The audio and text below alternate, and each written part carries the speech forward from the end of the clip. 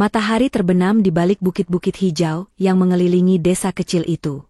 Suara jangkrik mulai terdengar, menyatu dengan gemericik aliran sungai yang membelah sawah. Di salah satu sudut desa, sebuah rumah sederhana berdiri. Dindingnya terbuat dari anyaman bambu yang mulai lapuk, sementara atapnya ditutupi genting tua yang sering bocor saat hujan. Pak Herman baru saja pulang dari ladang dengan tubuh penuh peluh, membawa seikat padi di punggungnya. Bu Siti menyambutnya dengan segelas air putih yang ia ambil dari kendi tanah liat. "Terima kasih, Bu," ucap Pak Herman sambil tersenyum lelah. Meski hidup mereka serba kekurangan, kebersamaan membuat mereka bertahan. Di dalam rumah, dua anak kembar mereka, Alia dan Arini, sedang asyik dengan kegiatan masing-masing. Alia, si kakak, tengah membantu Bu Siti memotong sayur untuk makan malam.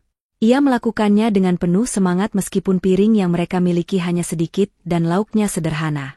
Di kamar sebelah, Arini sibuk bercermin, memperhatikan wajahnya yang cantik. Ia mengeluh ketika melihat sehelai rambut kusut. "Kapan kita bisa hidup lebih baik?" gumamnya dengan nada kesal. "Aku muak dengan semua ini." Perbedaan sifat antara kedua gadis itu sangat mencolok. Alia dikenal oleh tetangga sebagai anak yang rajin dan penyayang, juga memiliki suara yang indah. Sedangkan Arini lebih sering menghabiskan waktu bersenang-senang dengan teman-temannya.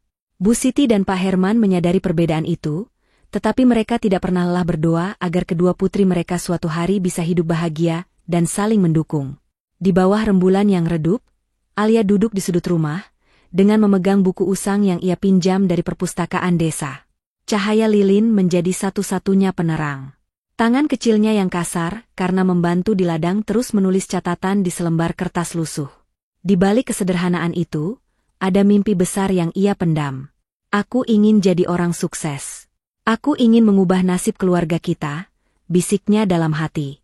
Pandangannya penuh tekad, meski ia tahu jalan yang akan ditempuh tidak akan mudah. Di sisi lain, Arini memandang Alia dengan tatapan skeptis. "Kak, buat apa kamu susah-susah belajar? Kita miskin.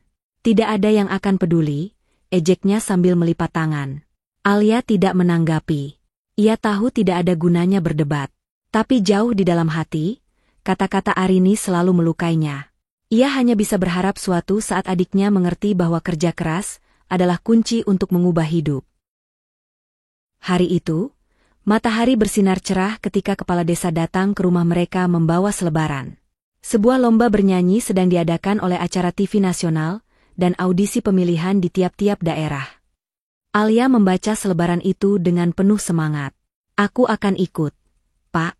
Ini kesempatan untuk membuktikan bahwa aku bisa," katanya kepada ayahnya. Namun, tanggapan Arini berbeda. "Lomba seperti itu hanya buang-buang waktu. Pasti banyak yang lebih bagus suaranya darimu," katanya sinis.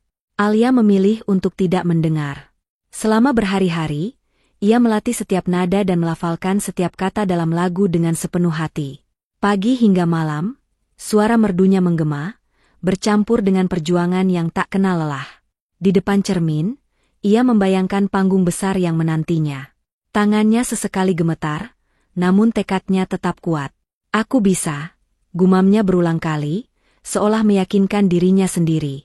Setiap kesalahan kecil membuatnya berhenti sejenak, menarik napas dalam, lalu mencoba lagi. Ia tahu, ini bukan hanya tentang menang, tapi tentang membuktikan pada dirinya sendiri bahwa kerja keras tidak pernah mengkhianati hasil.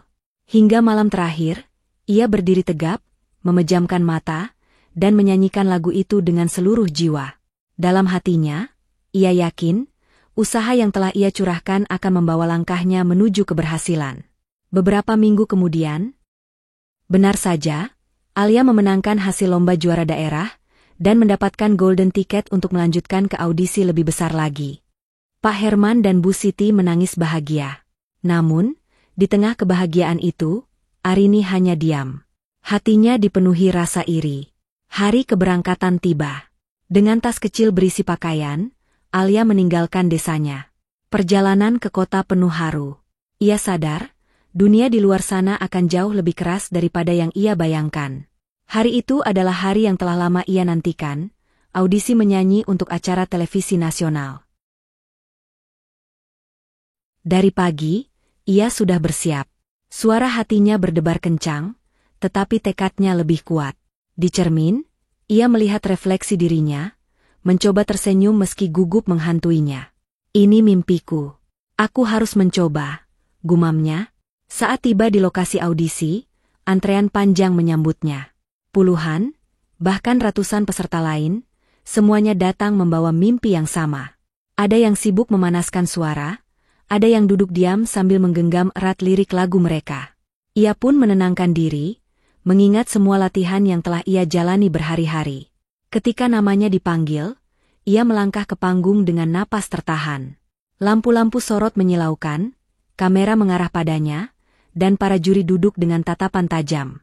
Tunjukkan yang terbaik, ia berbisik dalam hati. Lagu pertama mengalun dari bibirnya. Ia menyanyi dengan sepenuh hati, menutup mata sejenak, merasakan setiap kata dan nada. Ruangan yang awalnya penuh tekanan perlahan menjadi tempat ia menyalurkan emosi. Tepuk tangan menggema ketika ia menyelesaikan penampilannya. Juri berdiskusi, memberikan komentar. Ada kritik yang membangun, ada juga pujian yang membuat hatinya berbunga. Ia tersenyum, menyadari bahwa keberaniannya untuk tampil di depan jutaan mata adalah kemenangan tersendiri. Meski hasil akhirnya belum ia ketahui, ia melangkah keluar dari panggung dengan perasaan lega. Hari itu, ia telah menjejakkan langkah pertama menuju impiannya. Dan baginya, itu adalah awal dari cerita yang lebih besar. Sementara itu, di desa, Arini semakin jauh dari keluarga. Ia bergaul dengan teman-teman yang hanya mengejar kesenangan. Utang mulai menumpuk karena kebiasaannya meminjam uang untuk membeli barang-barang mewah yang tidak ia butuhkan. Pak Herman dan Bu Siti sering memarahi Arini, tetapi gadis itu tidak mau mendengar. Hidup ini sudah susah. Jangan buat aku tambah stres, teriaknya. Suatu malam, Arini pulang dalam keadaan mabuk. Melihat kondisi anaknya, Bu Siti menangis terseduh-seduh. Pak Herman hanya bisa menatap dengan mata penuh kecewa. Beberapa bulan berlalu sejak audisi pertama itu, perjalanan yang penuh lika-liku akhirnya membawanya ke puncak. Ia mengingat kembali hari-hari berat yang harus ia lewati, latihan yang tiada henti, komentar pedas dari juri, hingga momen-momen di mana ia hampir menyerah. Namun, semuanya terbayar malam itu. Saat namanya disebut sebagai pemenang, ia tertegun sejenak. Sorak-sorai penonton memenuhi studio, lampu-lampu sorot menari, dan tepuk tangan meriah mengiringi langkahnya ke tengah panggung. Ia memegang trofi itu dengan tangan gemetar, air mata haru membasahi pipinya. Ini untuk semua yang percaya pada saya, dan untuk diri saya yang tak pernah berhenti bermimpi, ucapnya dengan suara bergetar saat mikrofon di tangannya.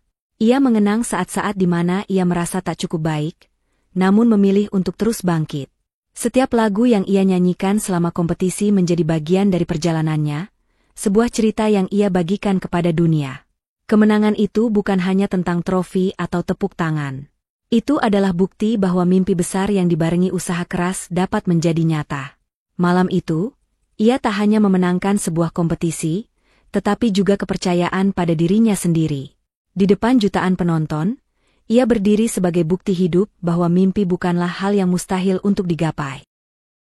Berita kemenangan Alia menyebar hingga ke seluruh desa. Arini merasa malu dan tertekan.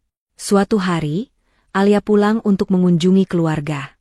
Ia memeluk Arini, yang akhirnya menangis di bahunya. Aku ingin berubah, Kak. Aku ingin menjadi seperti kamu, ucapnya dengan suara lirih. Dengan bimbingan Alia, Arini perlahan bangkit. Ia mulai membantu Arini sebagai manajernya Alia. Kini, keduanya bekerja sama, mengangkat keluarga mereka dari kemiskinan, dan menjadi inspirasi bagi banyak orang.